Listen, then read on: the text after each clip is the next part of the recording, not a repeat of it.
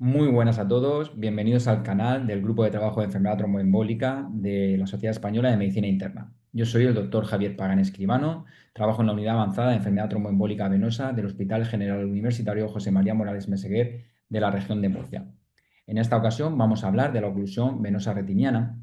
y dentro del espectro de la enfermedad tromboembólica venosa clasificamos a la oclusión venosa retiniana como parte de las trombosis de sitios inusuales, junto con la trombosis del seno venoso cerebral y la trombosis del territorio esplácnico. Me gusta decir que la oclusión venosa retiniana es el patito feo de la enfermedad tromboembólica venosa, ya que es de la que menos evidencia disponemos en cuanto a manejo diagnóstico y terapéutico de la misma. Si hacemos una revisión bibliográfica sobre la oclusión venosa retiniana, vamos a encontrar que disponemos de mucha menos evidencia científica de la que podemos encontrar con respecto a la trombosis venosa profunda o la embolia de pulmón. Sin embargo, es una patología que afecta a un total de 28 millones de personas en todo el mundo, según este estudio epidemiológico publicado en 2019, y que es la segunda causa de retinopatía vascular, siendo una causa común de pérdida de agudeza visual, y afecta por igual tanto a hombres como a mujeres. Dentro de la sintomatología de la oclusión venosa retiniana, destacar la pérdida de agudeza visual indolora, que en su máxima expresión va a ser la ceguera, dependiendo tanto del grado de afectación retiniana como del el tamaño del vaso afectado, como veremos más adelante. Dar unas pinceladas sobre la fisiopatología de la enfermedad tromboembólica venosa en la retina, ya que tiene un aspecto diferencial con respecto al resto de la enfermedad tromboembólica venosa, ya que aparte del papel que puede jugar la tríada de Virchow, como en el resto de la enfermedad tromboembólica venosa, ya sabemos cuál es pues, el daño del endotelio vascular, el flujo turbulento y el estado de hipercoagulabilidad, hay otro factor principal que tiene incluso mayor importancia en la oclusión venosa retiniana, como es la arteriopatía. Con esta imagen generada por inteligencia artificial, vamos a explicar el por qué la arteriopatía juega un papel crucial en la fisiopatología de la oclusión venosa retiniana. Y es debido a esta estructura que os señalo con un círculo amarillo, son los denominados cruces arteriovenosos retinianos. Con esta figura del grupo de trabajo de enfermedad tromboembólica, podemos ver cómo a lo largo de su recorrido, desde proximal a la lámina cribosa, antes de su paso por la lámina cribosa y distal a ella, arteria y vena retiniana van a ir paralelas la una a la otra durante todo su recorrido, compartiendo un espacio estanco, compartiendo una misma adventicia, por lo que cualquier patología o cualquier afectación sobre la pared de la arteria puede tener su repercusión sobre la pared de la vena, que es más débil, y por lo tanto, por ejemplo, ante una mayor rigidez de la pared arterial de la arteria retiniana, puede producir su compresión sobre la vena retiniana, dando lugar a un flujo turbulento, un estado de hipercoagulabilidad y la aparición de esta trombosis venosa. De ahí la importancia que tiene la arteriopatía en la fisiopatología de la oclusión venosa retiniana. Dependiendo de dónde se produzca esta oclusión venosa, si es proximal a la lámina cribosa afectando a la vena central, distal a ella o en la periferia retiniana, la afectación va a ser diferente. Si se produce esta afectación sobre la vena central de la retina, inmediatamente proximal a la lámina cribosa, la afectación que se va a producir es de toda la retina, pudiendo aparecer en el fondo de ojo, como vemos en la imagen, múltiples hemorragias en llamas en toda su extensión. Si la afectación se produce inmediatamente distal a su paso por la lámina cribosa, la afectación va a ser hemirretiniana, dando lugar a una afectación de la hemirretina superior o inferior dependiendo del vaso afecto. Y si esta afectación se produce más distal, en los cruces arteriovenosos retinianos más distales, se va a producir lo que se denomina oclusión venosa retiniana de rama, que es 4 veces más frecuente que la hemirretina y que la vena central de la retina, dando lugar a una afectación de hemicampo superior derecho, superior izquierdo, inferior derecho e inferior izquierdo, dependiendo del vaso afectado. Para el resto de lo que nos queda de charla, me gustaría orientarla con un caso clínico pues, típico que nos podemos encontrar, muy sencillo, de un varón de 55 años con una oclusión venosa retiniana. No especificamos el tipo porque en este momento tampoco nos hace falta para lo que queremos comentar. En primer lugar, nos vamos a plantear qué estudio sistémico o qué pruebas le pido a mi paciente para hacer un diagnóstico etiológico de esta oclusión venosa retiniana. Para ello, lo primero que nos debemos plantear cuáles son los factores predisponentes para que nuestro paciente presente una oclusión venosa retiniana. Me voy a centrar, no me voy a extender demasiado, me voy a centrar en este estudio publicado en 2019, en el que analiza los principales factores predisponentes de oclusión venosa retiniana, incluye un total de 22 estudios, y dentro de los factores predisponentes más relevantes, en primer lugar, tenemos la edad, A mayor edad, mayor riesgo de oclusión venosa retiniana, como podemos encontrar en el resto del espectro de la enfermedad tromboembólica venosa. Pero el factor más predisponente, más importante en este caso, fue la hipertensión arterial. Como hemos dicho, la arteriopatía juega un papel crucial en la fisiopatología de la oclusión venosa retiniana y dentro de aquellos factores que puedan dar lugar a afectación arterial, la hipertensión arterial fue el que demostró una mayor relación con la aparición de la oclusión venosa retiniana. En esta diapositiva os dejo resumidos los principales factores predisponentes de oclusión venosa retiniana, entre los que, como hemos dicho, encontramos la edad, la arteriosclerosis y dentro de los factores de deterioro cardiovascular con mayor relevancia la hipertensión arterial. También encontramos la ateromatosis carotídea y la fibrilación auricular como posibles factores predisponentes de oclusión venosa retiniana.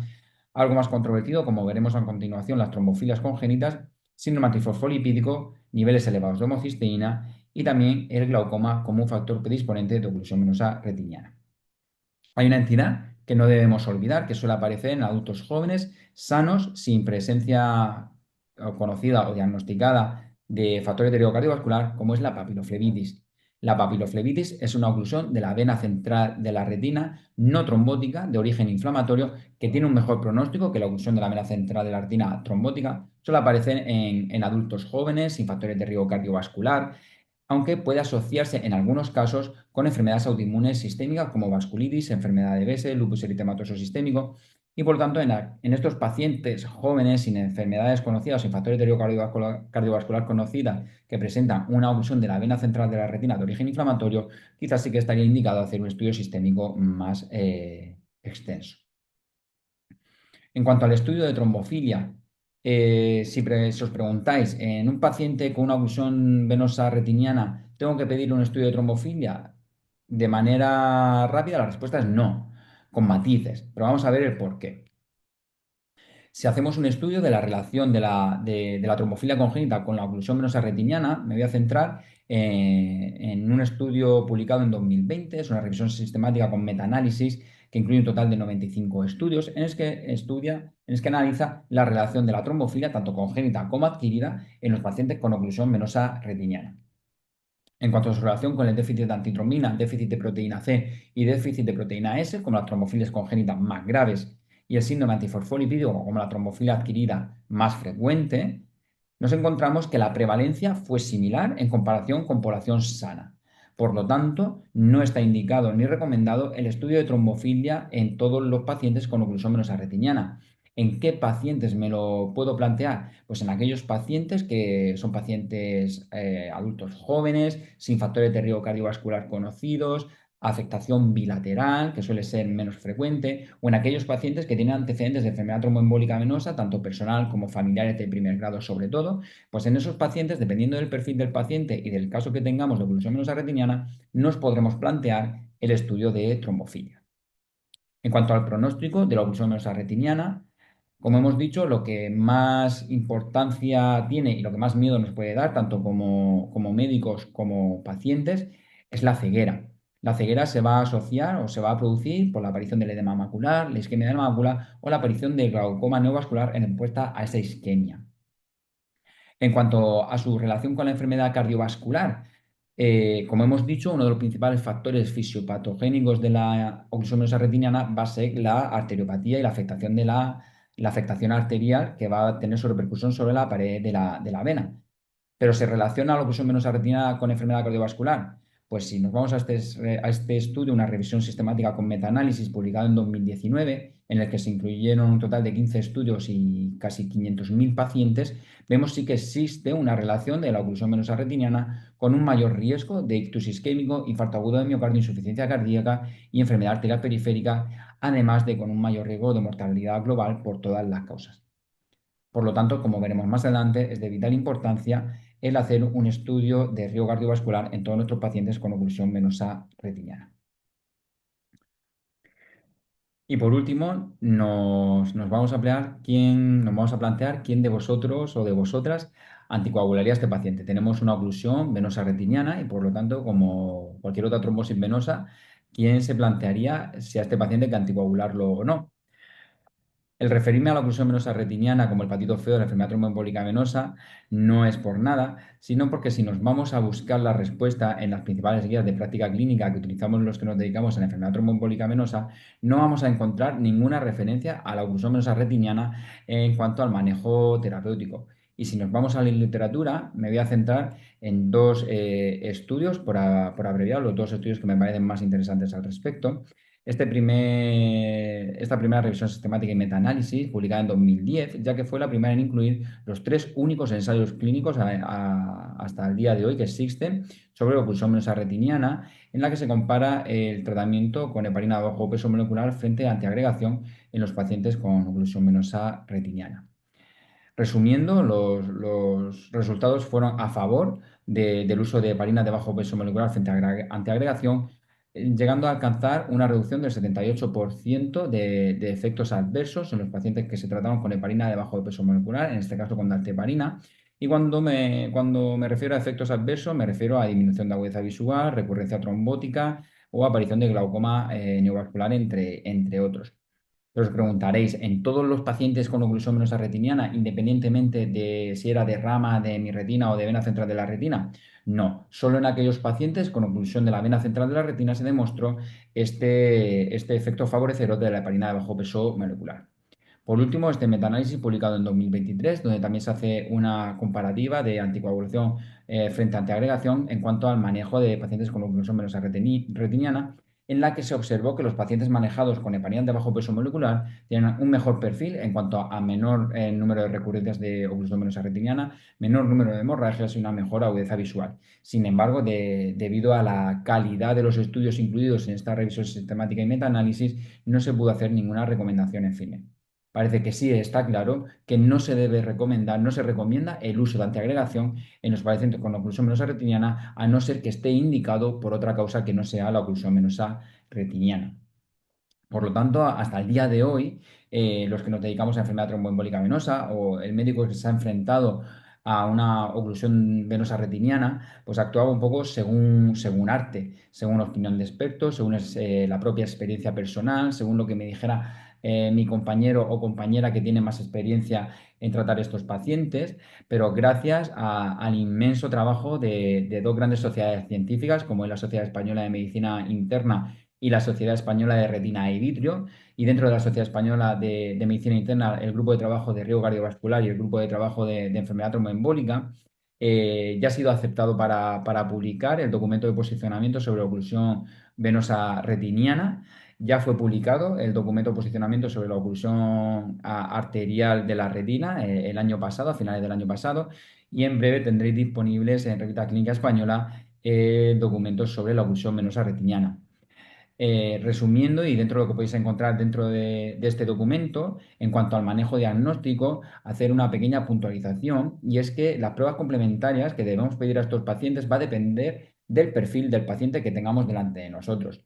Sí que es cierto que en esta primera tabla hemos resumido aquellas pruebas que consideramos o hemos considerado que deben de solicitarse en todos los pacientes que se presenten en nuestra consulta con una oclusión venosa retiniana. Lo ideal es que estas pruebas se soliciten una vez que se hace el diagnóstico por parte del servicio de oftalmología, que es quien hace el diagnóstico de la oclusión venosa retiniana, para así cuando llegue a la consulta de medicina interna, ya sea de riesgo cardiovascular o de enfermedad tromboembólica venosa, pues ya partamos de estas pruebas para poder hacer una valoración inicial del paciente. En ella hemos incluido aquellas que se relacionan con el perfil para una adecuada valoración del perfil de riesgo cardiovascular del paciente, así como aquellas que se puedan relacionar con situaciones protrombóticas. Dentro de otras pruebas complementarias, más allá de la analítica de sangre, nos encontramos aquellas que nos permitan hacer un adecuado perfil de riesgo cardiovascular del paciente, como es un mapa, un electrocardiograma o la ecografía Doppler de troncos supraórticos. En esta segunda tabla resumimos aquellas pruebas que pueden valorarse en pacientes que curan un determinado perfil. ¿Cuáles van a ser estos pacientes? Pues aquellos pacientes jóvenes, sin factores de riesgo cardiovasculares, con afectación bilateral, que tengan antecedentes de alguna enfermedad autoinmune sistémica, que antecedentes de enfermedad tromboembólica venosa personal o en familiares de primer grado, pues en lo que nos podemos plantear otros estudios de mayor extensión, como el estudio de trombofilas congénitas, adquiridas, enfermedades inflamatorias o autoinmunes, etcétera. pero es un perfil de paciente más específico, ¿de acuerdo? Bueno, y en cuanto al tratamiento, aquí os dejo la tabla de resumen de las recomendaciones en cuanto al manejo sistémico de pacientes con oclusión venosa retiniana, pero vamos a verlo de manera más detenidamente y más gráfica para simplificarlo. En primer lugar, lo que es de mayor importancia en nuestro primer abordaje terapéutico de los pacientes con oclusión venosa retiniana es un adecuado control de los factores de riesgo cardiovascular. Como hemos dicho en repetidas ocasiones, el principal factor predisponente o asociado a la oclusión venosa retiniana va a ser la presencia de factores de riesgo cardiovascular o no diagnosticados o con un mal control terapéutico. Por lo tanto, es esencial en nuestros pacientes llevar a cabo un adecuado estudio de los factores de riesgo cardiovascular. En segundo lugar, el tratamiento antitrombótico. ¿En qué pacientes nos vamos a plantear realizar un tratamiento antitrombótico? Pues en aquellos pacientes con una oclusión de la vena central de la retina que tengan menos de 30 días de evolución o de duración desde el inicio de los síntomas, y el tratamiento va a ser con heparina de bajo peso molecular.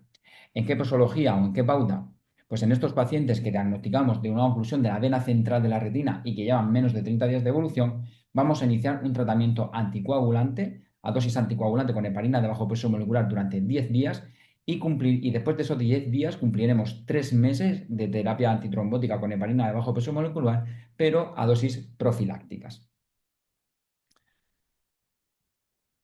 Por último, ¿qué mensajes nos llevamos a casa? Pues en primer lugar, el papel fundamental que tiene el médico internista en el abordaje diagnóstico y terapéutico de esta entidad como es la oclusión venosa retiniana, que en estos pacientes, debido a su papel, el papel que tiene especial la arteriopatía en la fisiopatogenia de la oclusión venosa retiniana, es fundamental el estudio de los factores de riesgo cardiovascular, además de una adecuada evaluación sistémica para valorar aquellos pacientes que se beneficiarían de un estudio sistémico más profundo o más extenso. Debemos plantearnos muy cuidadosamente a qué pacientes debemos establecer un tratamiento antitrombótico y recordar que solo será en aquellos pacientes con oclusión de la vena central de la retina de menos de 30 días de evolución, en los que nos plantearemos la pauta que hemos comentado con anterioridad. Por último, decir que tenéis disponible el registro Retivas a través del grupo de riesgo cardiovascular para la inclusión de todos estos pacientes con afectación vascular de la retina, que nos permita avanzar en estudios científicos de mayor calidad y hacer recomendaciones firmes respecto a esta patología. Y sin más despedirme, daros las gracias por vuestro interés en la enfermedad tromboembólica venosa. No olvidar suscribiros al canal de YouTube del grupo de enfermedad tromboembólica de SEMI. Y sin más, un saludo y muchas gracias.